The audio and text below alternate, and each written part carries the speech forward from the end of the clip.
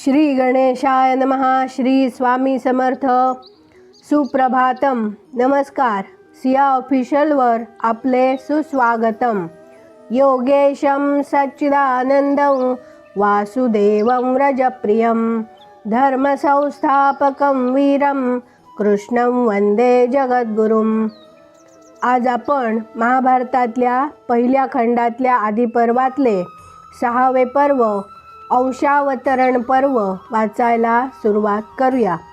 सौती सांगतात, वैशंपायन म्हणाले, अष्टांग योग, भक्ती व श्रद्धा आणि चित्ताची एकाग्रता इत्यादींचा यथोचित अवलंब करून अथवा मन आणि बुद्धी यांचे ऐक्य करून मी प्रथम माझ्या गुरूंना नमस्कार करतो.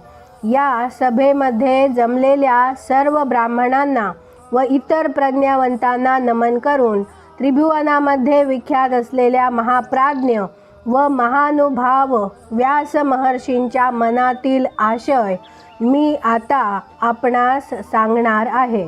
हे राजा, मी आता जे सांगणार आहे ते श्रवण करण्याचा खरा अधिकार तुझाच आहे.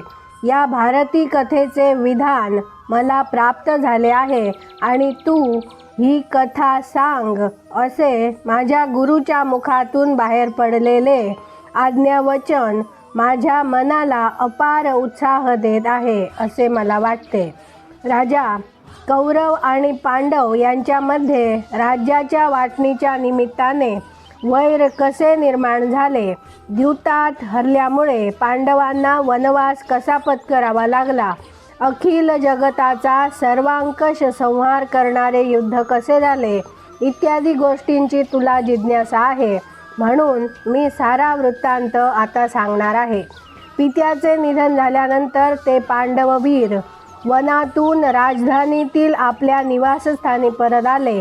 अगदी अल्प काळात वेदविद्येमध्ये व धनुर्विद्येमध्ये ते पारंगत झाले.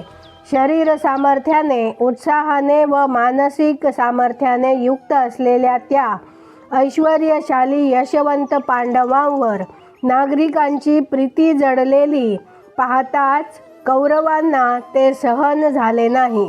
यानंतर क्रूर दुर्योधन, कर्ण आणि शकुनी या तिघांनी पांडवांना पकडून बंदीत टाकले. त्यांना राजधानीतून बाहेर घालविणे इत्यादी विचित्र चाळे करावयास सुरुवात केली. नंतर सिंहाच्या जबड्यातील मांस ओढून घेऊ पाहणाऱ्या साहसी कुलाग पक्षाप्रमाणे वेडे साहस करावयास उद्युक्त झालेल्या शूर परंतु अविचारी दुर्योधनाने सर्व राज्य बळकावण्याच्या भरीस पडून अनेक उपायांनी पांडवांना छळण्यास सुरुवात केली. प्रथम त्या धार्तराष्ट्र दुर्योधनाने भीमाला विषमिश्रित अन्न खावयास दिले, पण चमत्कार असा की त्या शूर वृकोदराने ते विष अन्नाबरोबर पचवून टाकले. नंतर गंगा नदीच्या तीरावर असलेल्या प्रमाणकोटी नावाच्या तीर्थामध्ये झोपलेल्या भीमाला त्या दुर्योधनाने जखडून बांधून ठेवले आणि त्याला गंगेच्या पाण्यात फेकून तो राजधानीकडे निघून गेला. इकडे तो कौंतेय भीम जागा झाल्याबरोबर त्याने आपले बंधन तोडून टाकले आणि काहीच घडले नाही अशा थाटात तो उठून उभा राहिला. नंतर तो भीम एकदा झोपला असता दुर्योधनाने त्याच्या अंगावर जहाल विष असलेले कृष्ण सर्प सोडले आणि त्या सर्पांनी त्याला जागोजागी कडाडून दंश केला. पण दुर्योधनाच्या दुर्दैवाने त्या शत्रुघ्न भीमाला काहीही झाले नाही व तो जिवंतच राहिला. पांडवांवर वेळोवेळी दुर्योधनाने जी तरतऱ्हेंची संकटे आणली त्या संकटांचे निवारण करण्यासाठी आणि त्यांच्यामधून त्यांची सुटका करण्यासाठी प्रज्ञावंत विदुर सतत दक्ष राहिला. स्वर्गामध्ये वास्तव्य करणारा इंद्र अखिल प्राणीसृष्टीच्या सुखाला कारणीभूत होतो, त्याप्रमाणे विदुरही पांडवांच्या सुखाला नित्य जपत असे. पुढे घडून येणाऱ्या स्पृहणीय घटनांसाठी दैवच पांडवांच्या पाठीशी उभे होते. त्यामुळे काही गुप्त उपायांनी आणि काही उघड उपायांनी देखील पांडवांचा घात करणे दुर्योधनाला जमेना. तेव्हा दुःशासन इत्यादी आपल्या सल्लागारांबरोबर मसलत करून व धृतराष्ट्राची संमती मिळवून लाक्षागृहाची उभारणी करण्याची त्याने आपल्या कारागिरांना आज्ञा केली. पुत्रांवरील वेड्या प्रीतीमुळे सर्व राज्याचा फक्त त्यांनाच निर्वेध उपभोग घेता आला पाहिजे या विचाराने धृतराष्ट्राने शेवटी मोठ्या युक्तीने नगराबाहेर निघून जाणे पांडवांना भाग पाडले. ते सर्व पांडव एकजुटीने हस्तिनापूर नगरातून बाहेर पडले. बाहेर पडत असता विदुराने त्यांना एक महत्त्वाची सूचना केली. विदुराच्या त्या सूचनेमुळेच ते लाक्षागृहातून बाहेर पडू शकले आणि रातोरात त्यांना वनात निघून जाता आले. हस्तिनापुरातून बाहेर पडल्यावर पांडव वारणावत नावाच्या नगरामध्ये गेले आणि धृतराष्ट्राने सांगितल्याप्रमाणे ते लाक्षागृहामध्ये राहू लागले.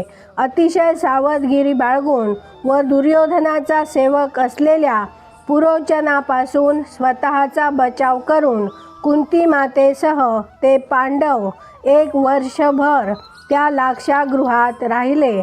नंतर विदुराने नगरातून बाहेर पडण्याच्या वेळी दिलेल्या सूचनेप्रमाणे त्या लाक्षागृहात पांडवांनी एक भुयार खणले आणि लाक्षागृहाला त्यांनी आग लावून दिली. पुरोचन त्या आगीत जळून खाक झाला.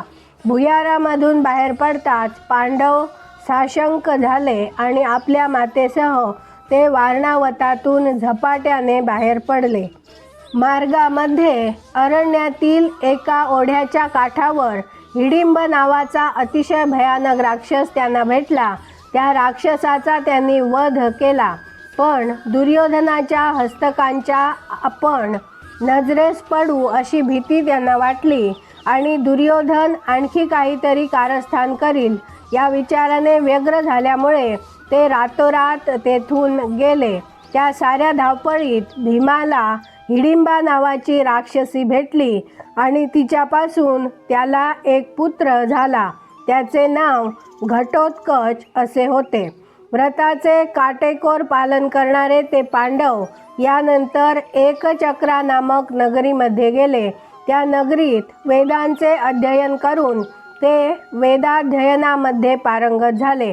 अशा प्रकारे व्रतस्थ राहिलेल्या त्या पांडवांनी आपल्या मातेसमवेत त्या एकचक्रा नगरीमध्ये एका ब्राह्मणाच्या घरी काही काळ वास्तव्य केले. तेथे बक नामक एका महाबलाढ्य नरभक्षक क्षुधार्थ राक्षसाशी महाबाहू वृकोदर भीमाची गाठ पडली. पुरुषश्रेष्ठ भीमसेनाने आपल्या बाहुबलाने त्या घोर राक्षसाचा देखील चुटकीसरशी वध केला आणि नगरवासी जनांना त्याने धीर दिला. आज आपण इथे थांबूया. माझ्या सिया ऑफिशियलला सबस्क्राईब केले नसेल तर कृपया आत्ताच सबस्क्राईब करा आणि दररोज सकाळी 6:30ला महाभारत कथा ऐकण्याचा आनंद घ्या. बाजूच्या बेलवर क्लिक करून लाईक करायला विसरू नका.